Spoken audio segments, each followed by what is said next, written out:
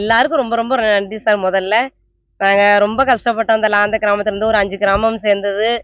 ஒரு கிட்டத்தட்ட ஒரு 3000 குடும்பத்துக்கு மேல இருக்கோம். 2000 ஏக்கருக்கு மேல விவசாயம் பண்றவங்க ரொம்ப கஷ்டப்பட்டு விவசாயம் பண்றதுல இருந்து, நாங்க அன்னாட காட்சிக்கு வேலைக்கு போறதுல இருந்து, ஸ்கூல் போறது எல்லாத்துக்குமே நாங்க ரொம்ப கஷ்டப்பட்டுருக்கோம் சார்.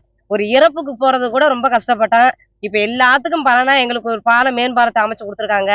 அத அமைச்சு குடுத்தது வந்து நம்ம நிர்மலா தேவி அம்மா ஃபர்ஸ்ட்டு, 2வது மோடி சாரு, 3வது நம்ம மாவட்ட சாரு தரணி சாரு. எல்லாருக்கும் நாங்க ரொம்ப ரொம்ப நன்றி கடமைப்பட்டுருக்கோம் எங்க கிராமத்துல இருந்து. இதுவரைக்கும் நாங்க ரொம்ப பேர்ட்ட ரொம்ப தடவ போய் நாங்க அந்த 4, 5 வருஷமா கம்ப்ளைண்ட் குடுத்துருக்கோம். இதுவரைக்கும் எந்த சாருமே எங்களுக்கு செஞ்சதில்ல. யாருமே கலெக்டர் சார் வந்துட்டு கூட ஒரு 3 மாசம், 4 மாசம், 1 வருஷத்துக்குள்ள நான் பண்ணி தந்துறேன்னு சொல்லிட்டு போனது கூட இதுவரைக்கும் வந்து பார்த்ததே இல்ல.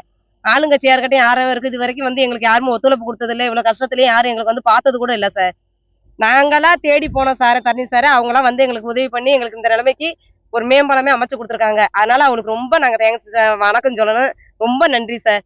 அப்புறம் நம்ம மக்களுக்கு கண்டிப்பா நியூஸ் சேனலுக்கு எல்லாருக்குமே நாங்க வணக்கம் சொல்லலாம். அதோட தந்தி டிவிக்கு ரொம்ப ரொம்ப சொல்லணும் சார். ரொம்ப ரொம்ப தேங்க்ஸ்.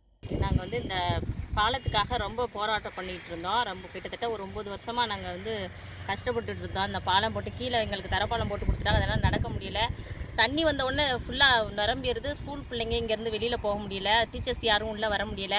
படிக்கிற நேரத்தில் ரொம்ப கஷ்டப்பட்டோம். அதோட ஒரு 10 நாளும் அதே மாதிரி அந்த மாதிரி கஷ்டங்கள் தான் நாங்கள் அனுபவிச்சுட்டு இருந்தோம் 9 வருஷமாக. இதனால எங்களுக்கு எங்கே போய் எந்த கோரிக்கை மனு கொடுத்தாலும் யாருமே வந்து எங்களை வந்து பார்க்கறது கிடையாது. சார் வந்து கலெக்டர் அங்கே எங்கேன்னு எல்லாத்தையும் போய் கம்ப்ளைண்ட் பண்ணோம். யாருமே எங்களுக்கு ஒரு வாய்ப்பு கொடுங்க அப்படின்னு சொல்லி, நான் உங்களுக்கு சரி பண்ணி தந்துடுறேன், எங்களுக்கு ஒரு வாய்ப்பு கொடுங்க தான் கலெக்டர் சார் கேட்டார். ஒரு எங்களுக்குன்னு யாரும் வந்து எங்கள் முன்னாடி நின்று பார்க்க கிடையாது.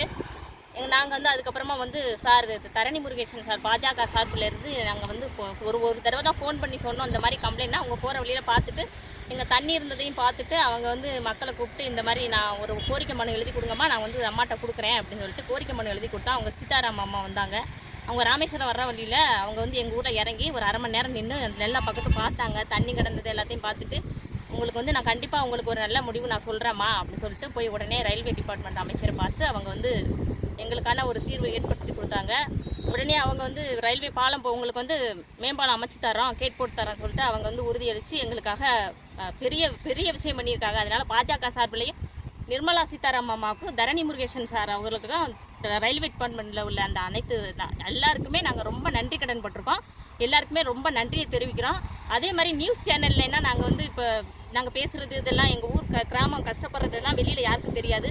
நிறையா நியூஸ் சேனல் வந்து எங்களுக்கு வந்து சப்போர்ட் பண்ணாங்க. அதுலேயும் மெயினாக வந்து அந்த நியூஸ் சேனல் வந்து எங்களுக்கு எப்போ ரொம்ப சப்போர்ட்டாக இருந்தாங்க. அதனால் எல்லாருக்குமே ரொம்ப நன்றி, ரொம்ப ரொம்ப நன்றி எங்கள் கிராமத்து சார்பாக தெரிவிச்சுக்கிறோம்.